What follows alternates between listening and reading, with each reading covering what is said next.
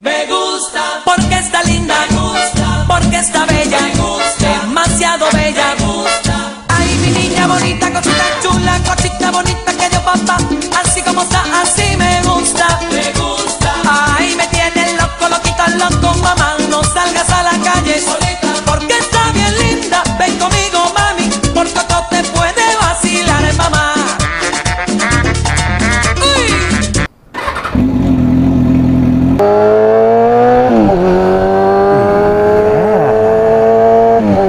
What's up, guys? How are you doing? Out on the ZX6R, having a time. Yeah. Haven't been on the ZX6R in a long time, it seems like.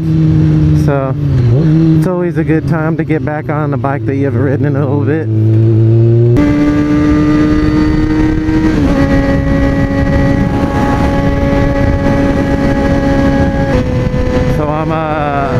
I got a little thing to announce.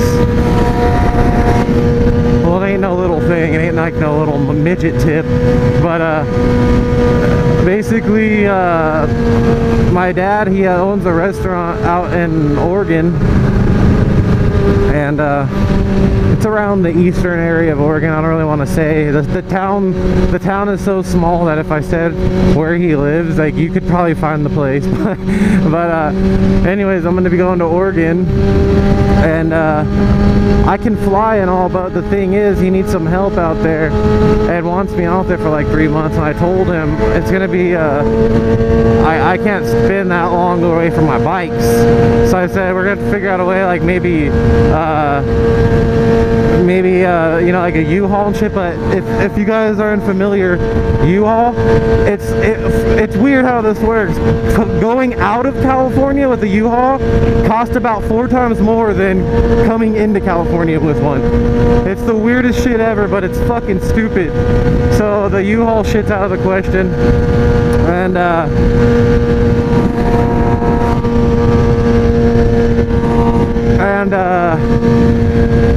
basically, I was debating on romping the DR200 out there, which would be one hell of a fucking ride. And I'm kind of debating it. I've seen people take smaller engines on long distance trips. There's this guy, forgot his name, but he did this whole trip around Europe that was like something, I believe, like 5,000 miles all around all of Europe. And he did that shit on an old Honda CT70, which, that's incredible, and that thing lasted him fucking the whole time.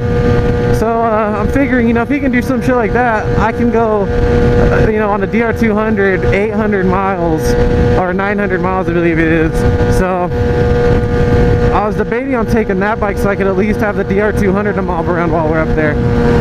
And basically, I just want to have something to ride out there, and he lives in a big foresty area, so I'll be able to romp the DR200 around real good in all those fucking cool little forest areas. Maybe get fucking chased by some elk or deer. Have to like beak check some geese out there. I don't know, but it'll be pretty cool. And this is what's cool: when I'm out there and I work at the restaurant, I'll be doing like bartending and shit. So it'll be cool, man. So from those of you that's maybe done a long distance trip on a bike that's like similar to that size, a little air-cooled single-cylinder bike, have any of you guys done something like that?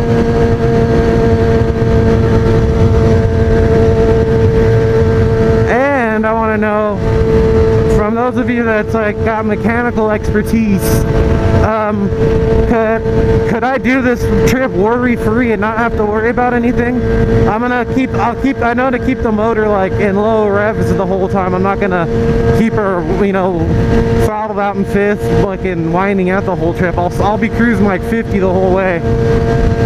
But yeah, I'm just curious. Like, I want to know what the possibilities of this is, because if I do this, it's gonna be one hell of a scenic fucking adventure, and it'll be like probably obviously something I'll always remember for the rest of my life. Another thing, I want to go ahead and thank Downshift. He sent me these little goodies. got that resistance keychain and a little cock sock for my floppy dickhead reservoir.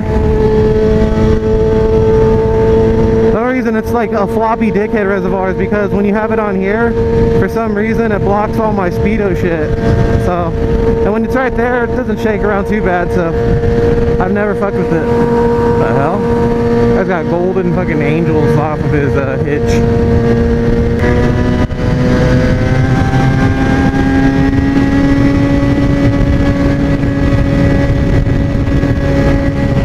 I love when people get in front of you just to go slow. It's the best thing ever. Oh, getting some of that congested goody hole action on the freeway now.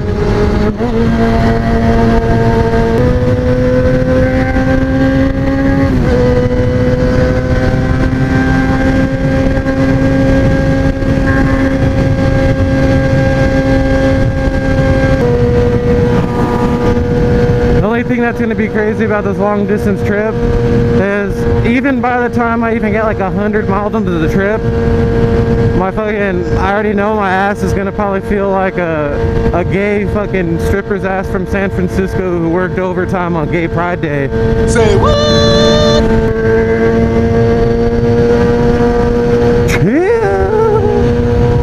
Oh, that was like a broken record cheer. There we go.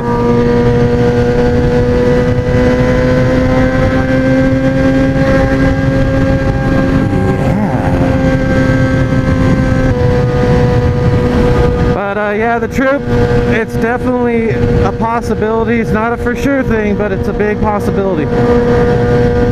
But if anything, I'll be flying out there for a little while, doing some videos out there and shit. And this guy in front of me is riding dirty as fuck. He got no license plate, no stickers of any kind, nothing. He's just asking to get pulled over.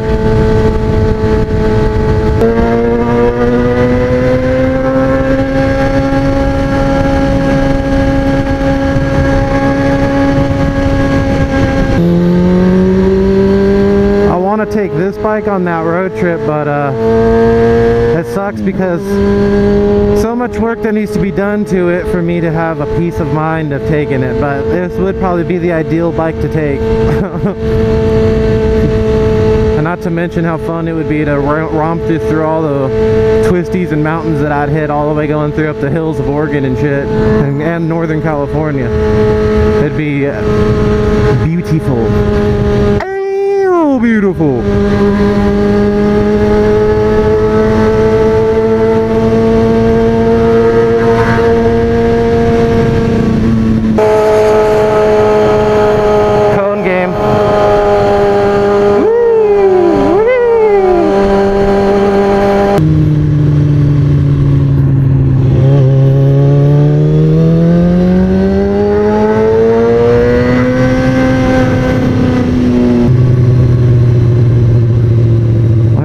Blinker on when the street just goes right.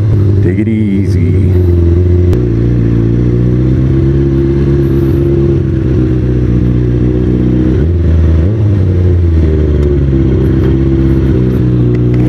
Want to race?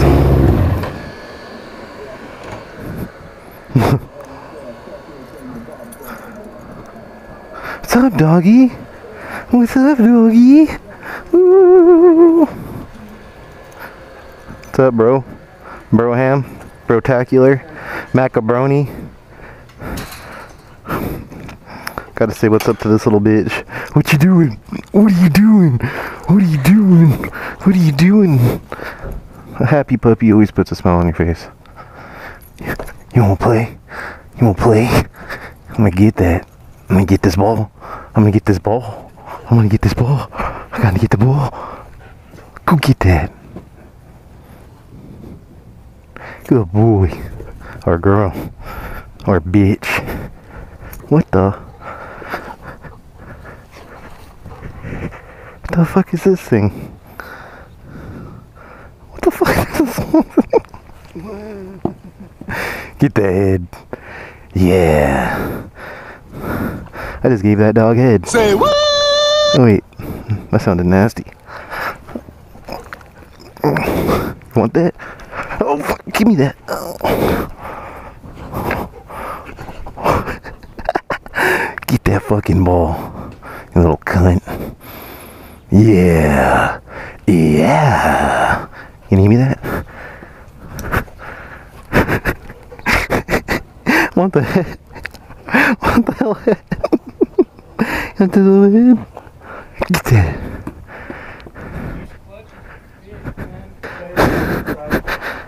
That's funny, she took the mock head for the barber school and shit. Is that what that is? Jack in the box.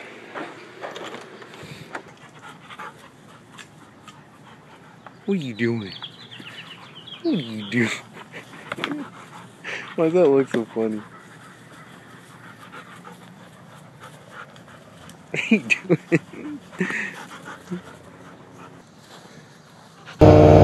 So guys, I've covered a similar subject before.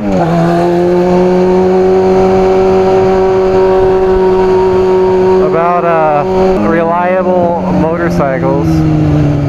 So, in a themed subject to my little trip to Oregon, what is some of your guys' favorite, most reliable motorcycles you guys know of that you have personal experience with? And why would you think it's that? Yeah. Ripping that Riverside bell tattoo. There's a logo like for the city of like some fucking triangle with some Riverside bell in the center. It looks like honestly it looks like a dickhead trophy, to be honest. It looks like a triangle with like a dickhead in the center.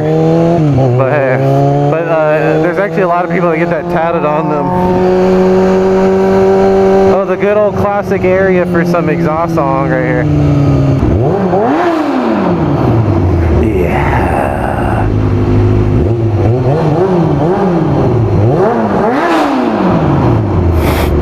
Look at that guy looking at me like he wants to fucking rip my head off with his fucking pliers in his back seat. Yeah.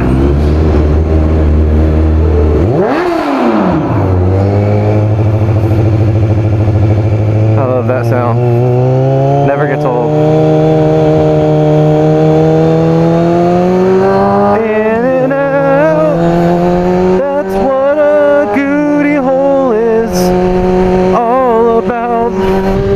I gotta tell you guys, one of my most reliable bikes is obviously the Sex 3Sex. I'm approaching 70K, I believe, and she's still romping my ass around. Look at this guy fucking texting on his phone while driving.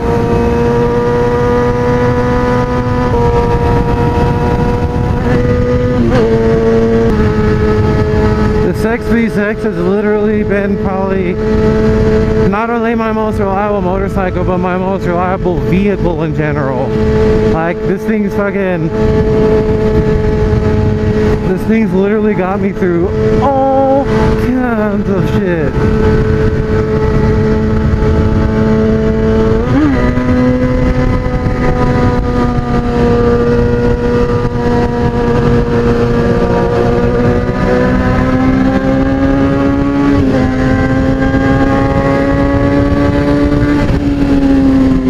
You better slow down there, buddy.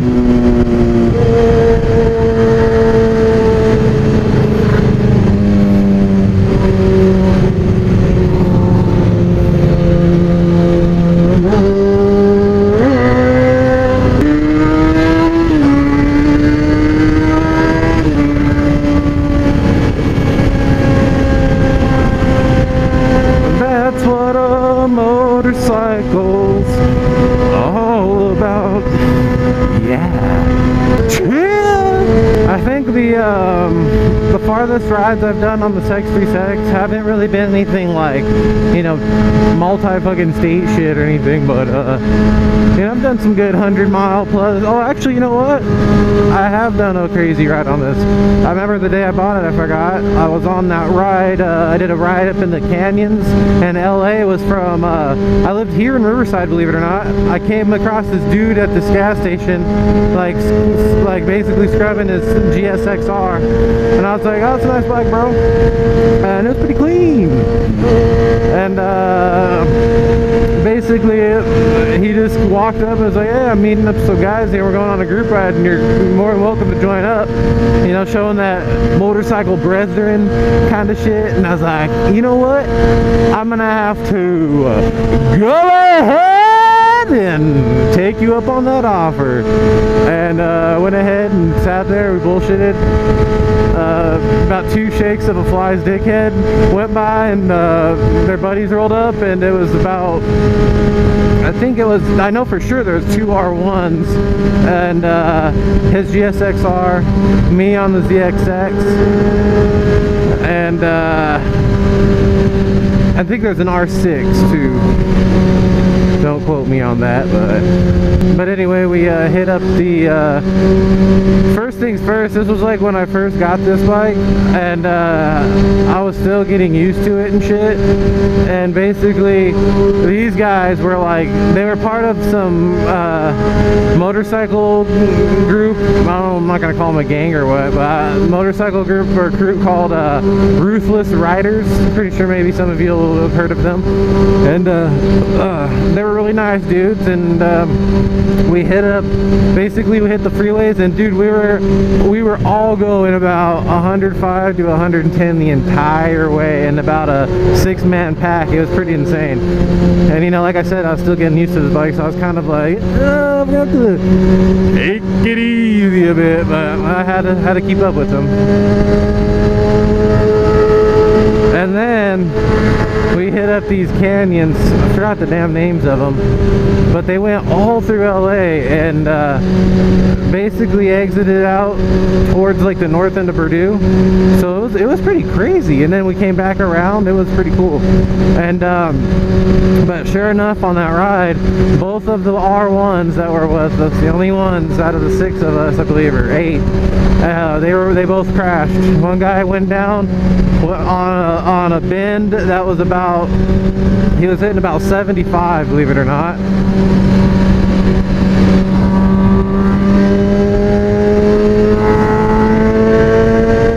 And he was wearing a textile jacket, and it kind of saved his booty hole bit, but he still got some, he's got kind of got these scrapes on his forearms, and he was in shock. And I remember his eyes were open, and he was like fixated like on something, because he was like his body couldn't register, his mind couldn't register what the fuck just happened. And his shit, it looks like he was on fire by how scraped up the jacket was. It was insane. And then what made it even more crazy was literally not even about 4 miles up the mountain, the next R1, it was the 2009, it looked identical to Motonosity's bike. So think of Motonosity's bike in this trail with us, and that beautiful sexy R1, that's gotta be my favorite,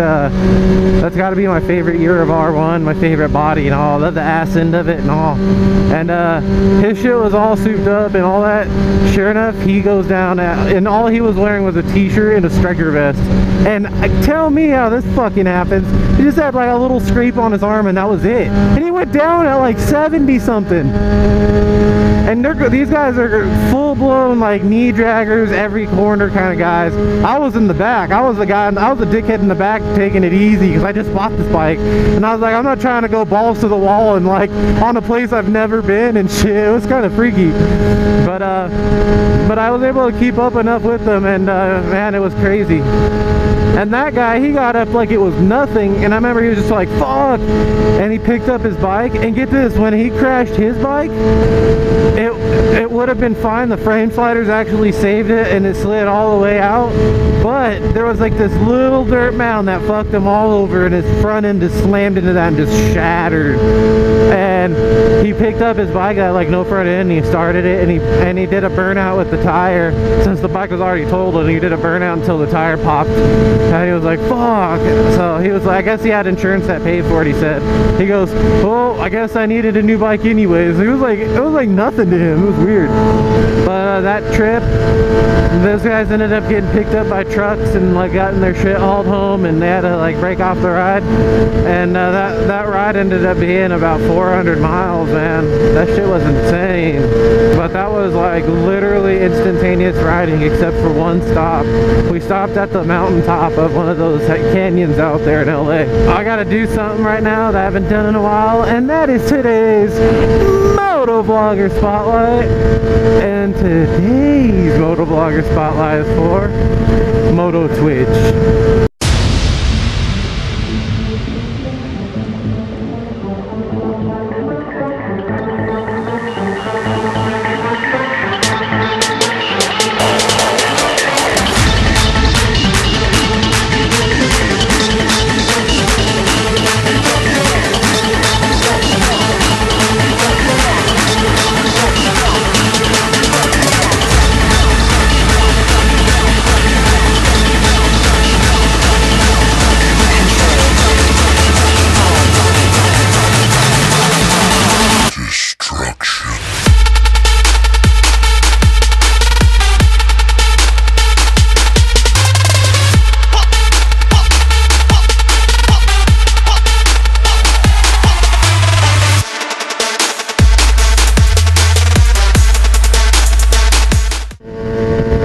Good old buddy Moto Twitch. If you enjoyed his video, his little Motovlogger Spotlight, go ahead and head over to his channel. I have the link in the description. Go ahead and hit him up with a little subscribe. Yeah. He's a fellow motovlogger, makes some pretty good ass videos, has a nice bike. Click it or take it. The only thing I'm clicking is my fucking ass cheek to my fucking seat. Well guys, it's gonna go ahead and conclude today's Motovlog adventure.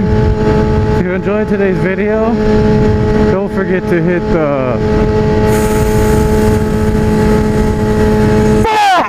out of that like button, and you guys have a real good day. See you later, guys.